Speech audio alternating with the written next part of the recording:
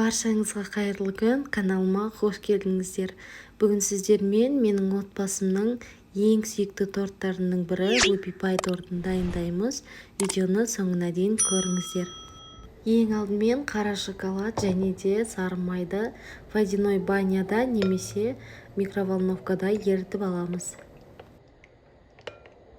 Енді тортымыздың бисквитін дайындайтын боламыз. Бізге 4 жұмыртқа қажет болады. Егер кішкентай болса 5 жұмыртқа салсаңыздар болады. Қантымызды қосып, жақсылап, әппақ болып көпіргенше миксерлейміз. Миксердің төменгі жылдамдығынан бастап, шамамен 5 минуттай миксерлейміз. Біздің массамыз дәл осылай әппақ болып көпіруі қажет. Енді дәл осы массамызға ертіп дайындап қойған шоколадымызды құямыз және де жақсылап араластырамыз.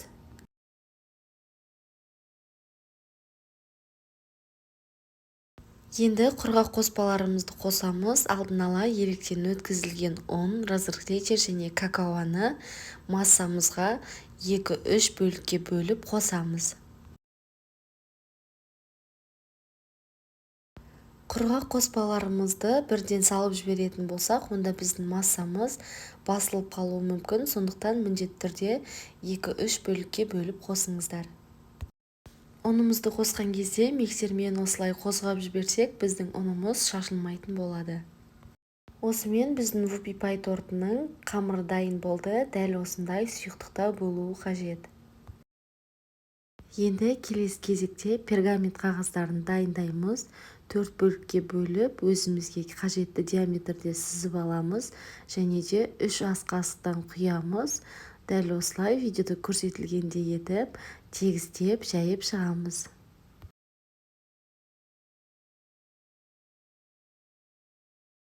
Бұл тортты менің отбасым өте қатты жақсы көреді. Сондықтан да жиі дайындаймын. Дәл осы рецептпен сіздерге де жасап көруге кеңес беремін.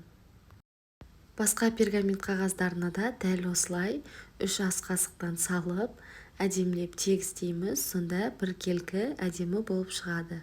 Қызып тұрған пеште 180 градуста 5-6 минут аралығында пісіріп аламыз. Өте тез піседі. Шпажканың көмегімен тексеріп аламыз. Кремін дайындаймыз. Бізге 33-35% салқын сливке қажет болады. Қант немесе қант ұнтағын қосып, жақсылап миксерлейміз. Сливкенің майлылығы міндетті түрде 33-35% болуы керек. Сонда дәмі ерекше дәмді болып шығады. Креміміз біркелкі әдемі болып шығу үшін міндетті түрде творожный сыр, яғни сүзбелі ірімшікті бөлек миксерлеп аламыз. Ұзақ миксерлеудің қажеті жоқ, дәл осылай езілгенше миксерлейміз. Енді творожный сырды сливкеге қосамыз және де миксеріміздің төменгі жылдамдығынан бастап миксерлейтін боламыз. Дәл осылай қою болғанша, өз формасын ұстағанша миксерлейміз.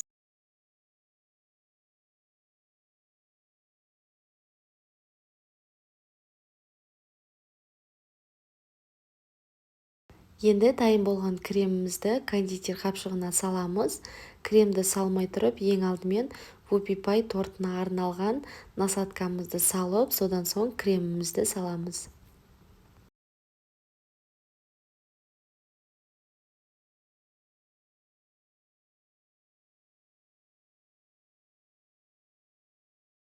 Біздің бисквиттеріміз дәл осылай жұмсақ болып пісіп шықты. Енді кольцомызды 22 диаметрге қойып, осылай өлшеп, артық жерлерін кесіп аламыз.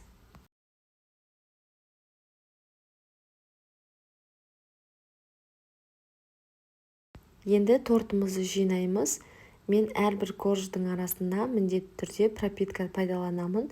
Пропитка ретінде сүтті пайдаландым. Пропитка пайдаланбасаңыздар да міндетті түрде тортыңыз жұмсақ, дәмді болып шығады. Бірақ егерде осы пропитканы пайдаланатын болсақ, тортымыз одан әрі нәзік, жұмсақ болып шығады.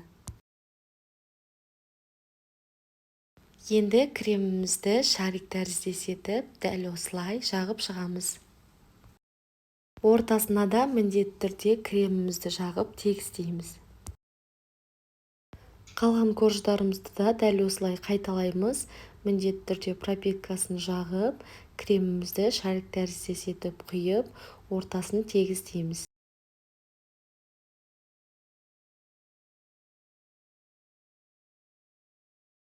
Тортымыздың бетіне ганаш дайындайтын боламыз. Сары май мен қара шоколадты ерітіп, суытып дайындап қоямыз. Тортымызды жинап болған соң суытып дайындаған шоколадты ганашымызды бетіне құямыз. Лопатаның көмегімен немесе мен сияқты қасықтың көмегімен тегістейміз. Енді тортымыздың бетін әсемдейтін боламыз. Ол өз қалауыңызша кез келген жемістер немесе шоколадтар пайдалансаңыздар болады.